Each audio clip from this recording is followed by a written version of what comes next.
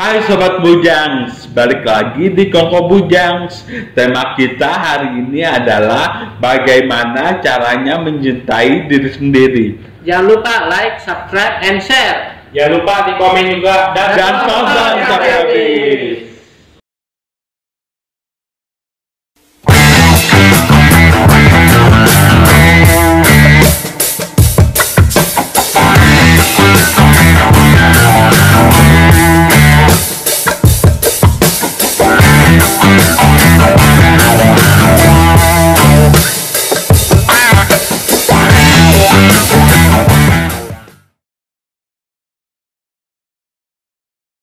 Oke nih teman-teman, gue sebenarnya bukannya apa-apa nih. Gue cuma pengen denger cerita lu.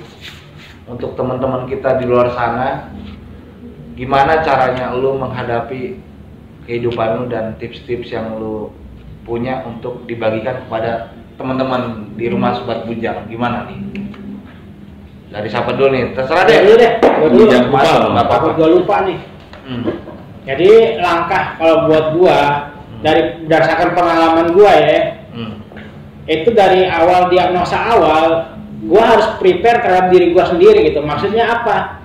Ketika gua dapat diagnosa masih depresif mayor, ya gua harus memahami itu gitu, cari informasi yang lengkap gitu. Jangan sampai lu malah marah gitu. Maksudnya ya positive thinking dengan diagnosa itu gitu. Jadi lu harus ngambil langkah apa yang gua harus lakuin nih kalau gua menerima diagnosa ini agar tidak lebih berat gitu loh. Jadi lo dapat Income. bukan income tapi bantuan gitu, bantuan yang benar-benar memadai dan tepat gitu. Informasi maksud gue. Informasi salah satunya gitu.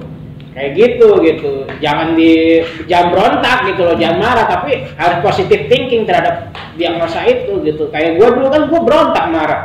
Bukannya gua membenahi diri gua gitu, tapi gua menolak gitu. Harusnya menerima itu dan mendapatkan bantuan atau informasi yang lengkap ya. Yang lengkap dan tepat gitu. Ya udah Bujang Mehong ya.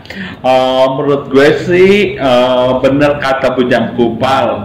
Kita ada fase di mana kita berontak awal-awal didiagnosa. Itu wajar gitu.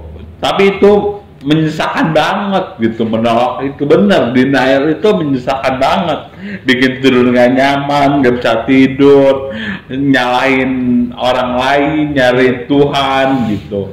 Tapi bener kata Bujang Kupal, di ODGJ luar sana yang belum memahami atau udah terdeteksi gangguan jiwa, ya sebaiknya obatnya diminum dan cari informasi yang tepat, yang banyak, yang cukup, dan cari edukasi juga gitu. Penting gitu. Jangan sampai kayak gue ya. Jangan sampai kayak gue gitu. Tahunan ngurung diri di kamar gitu. Lama ya? 5 tahun 6 tahun ngurung diri di kamar. Nggak ada informasi sama sekali.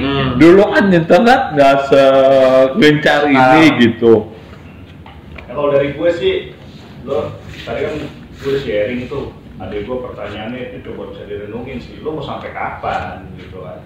Ya memang sih wajar lah kalau reaksi pertama lo nggak bisa nerima kalau lo sakit gitu kan, nggak nyaman dan sebagainya. Mungkin nggak nyaman efek samping obat juga ya kan, bikin lo lemas, bikin lo pusing, bikin lo ini ya. Tapi itu lo harus jalanin prosesnya. Kalau lo lama-lama kalau lo nggak bisa berdamai, nggak bisa nerima penyakit, lo kan waktu berjalan terus. Lo mau sampai kapan? Gitu ya kan?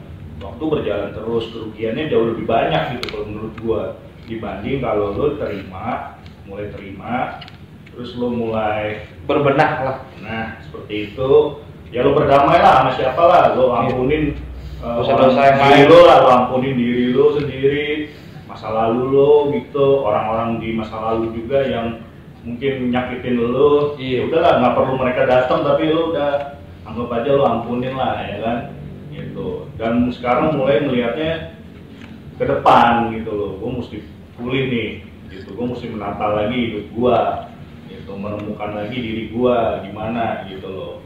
Dan nikmatin aja prosesnya sih kalau menurut gua gitu loh. Dan kalau lu udah dapat obat yang tepat itu lebih enak lagi gitu, karena obat itu bisa membantu lu untuk Lebih. sehari-hari lu beraktivitas Lebih berarti. ya kan lebih enak gitu kan, seperti itu karena udah ada bantuan obat, makanya obat perlu diminum. Karena gue sedih juga sih kalau ada caregiver yang ngeluh ODS-nya masih belum terima kalau dia sakit gini nggak mau minum obat. Sementara waktu terus berjalan ya. Waktu berjalan terus gitu.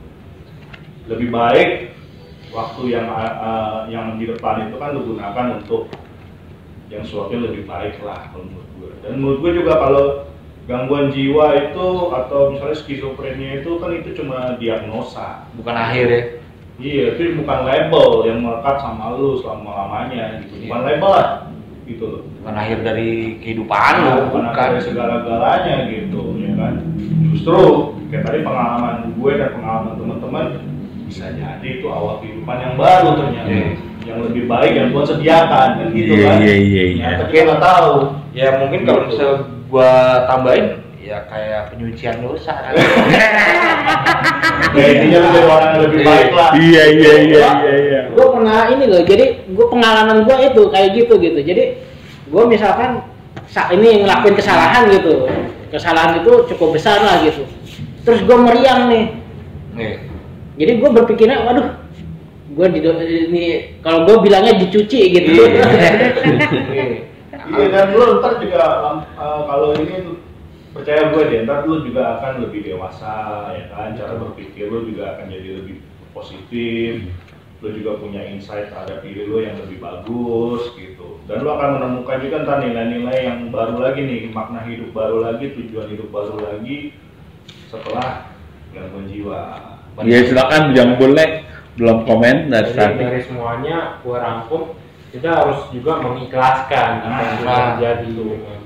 Jadi yang tadinya nggak bisa dilupain, maafin aja ya. Memang harus selain dilupakan, let it be, tapi harus let it go juga, biarin pergi aja gitu. Apa yang terjadi itu, jangan dari ke depan gitu, dari ke depannya gitu sih menurut gua. Akik gimana? Intinya sih mencintai diri sendiri, menerima dan memaafkan sih. Itu paling penting gitu. Kalaupun masalah diagnosa aku juga berubah-ubah gitu. Dan gue juga mikir kok sakit gue kok kagak sembuh berubah-ubah, obat gue tak ganti gitu. Pada akhirnya gue menerima, yang penting gue menerima dan gue rutin aja mesti minum obat gitu. Di situ prosesnya. Gue nggak mau terlalu menyibukkan diri gue dengan marah-marah gitu, dengan itu. Yang penting obat udah dikasih, saran udah dikasih, ya tinggal gue minum obat. Dan yang paling penting adalah cari teman yang tepat juga gitu, jangan filter juga ya. Iya, jangan asal sembarang teman gitu. Itu lebih penting juga buat masukan untuk diri kita sendiri sih. Buat ODGJ di luar sana. Ya, iya. Menerima dan memaafkan sih, gitu aja sih intinya. Jangan usah berubah-ubah, itu adalah hal yang biasa gitu. Jangan terlalu dipikirin terlalu dalam gitu. Takutnya jadi gangguan kecemasan. Yang limits bukan label. Tambah lagi itu jadi menerima kelemahan kita gitu loh. Jadi menerima kelemahan kita itu penting gitu. Jadi kita menyadari diri kita sendiri gitu. Kita lemahnya di mana. Jadi titik-titik yang kita nggak bisa atau kita nggak bisa lakuin, kita mengerti gitu loh. Jangan dipaksain gitu loh. Kayak yang Bujang Klimis bilang tadi, ada temen nyuruh ini kita nggak bisa, maksain gitu. Yes man gitu. Berani bilang tidak. Gitu. Tapi filter teman-teman perlu tuh yang rese-rese yang toksik nih. Iya, Kita nggak tahan begini lah. Kita tahan sama yang traktir makan. Ya, pertemanan yang vibrasi katanya ya. Iya, harus lah. Harus. Nah, gimana nih kalau aliran? Air. Dan lupa sayangin keluarga juga. Yang satu mana? Tips-tipsnya nih. Kaosnya baru nih. Enggak, udah lama kok. Jarang dipakai. Tips untuk teman-teman ODGJ berdamai dengan penyakitnya gimana? Tips-tips untuk teman-teman ODGJ. Sayangin masalahnya. Tips-tips Sharing lu gimana perasaan? Tips-tips untuk para ODGJ, gue kurang lebih sih sama aja sama temen-temen yang disebutin tadi, dari memaafkan, ikhlas, terus minum obat teratur, terus dengerin ceramah atau tentang agama gitu, tapi jangan terlalu dalam ya. Kalau agamanya nggak benar gitu, terus bersyukur ya. Udah. Kalau gue sih saran-saran buat teman-teman ODG di luar sana, ya kadang-kadang lain di kota lain di desa sih kalau gue lihat. Ya buat teman-teman tips-tipsnya yang kita dari kami untuk teman-teman ODG di luar sana, ya kita tahu sih kendalanya kita nih gimana gitu kan. Ya namanya di kota sama di tempat lain di luar sana, misalnya di desa atau kabupaten kan nggak selalu obatnya selalu ada. Cuma sih gua harap sih kalian tetap diminum obatnya, walaupun obatnya nggak, ya bisa dibilang juga sih nggak begitu kalian sukai gitu.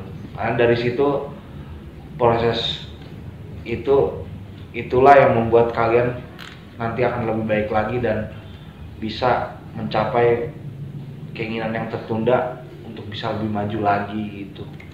Dan gua harap sih buat teman-teman yang lain dan luar sana, jangan terlalu sering pikirin kata orang kalau itu negatif. Maksud gua negatif tuh buruk gitu, kalau positif kan baik. Toxic gitu ya. Toxic gitu, jangan dipikirin gitu. Pokoknya lu jalanin apa yang lu bisa, selama itu enggak berdekatan dengan kejahatan, lu bisa lakuin itu dengan baik gitu. Dan untuk teman-teman di luar sana juga, gue berharap sih kalian bisa lebih semangat lagi menjalani hidup kalian. Gue tahu gangguan kejiwaan itu mau modelnya depresi, bipolar atau skizofrenia berat. Awal-awal menerima itu berat. Cuma gue berharap untuk kalian semua jangan nyerah deh, itu aja intinya sih. Selama itu baik ya jangan lakukan, kalau itu nggak baik jangan dilakuin. Itu doang sih saran-saran gue. Dan ini jangan menyerah minum jangan bosan untuk minum obat, walaupun obatnya ya kalian nggak suka gitu. Perubahan pasti ada sih. Teman-teman di sini udah pada ngalamin kok. Ini pada mengkonsumsi obat juga sampai sekarang, teman-teman.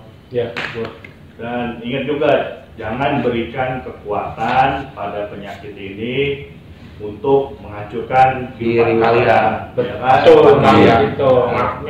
Tetap milikin harapan dan percaya pasti bakal pulih, ya kan? Benar. Kalau mentok, ya lu bisa balik ke religi gitu, berdoa, beribadah, berharap pada Tuhan ya, berpegang pada Tuhan. Dan terakhir kita ucapin apa nih teman-teman? Salam sehat jiwa.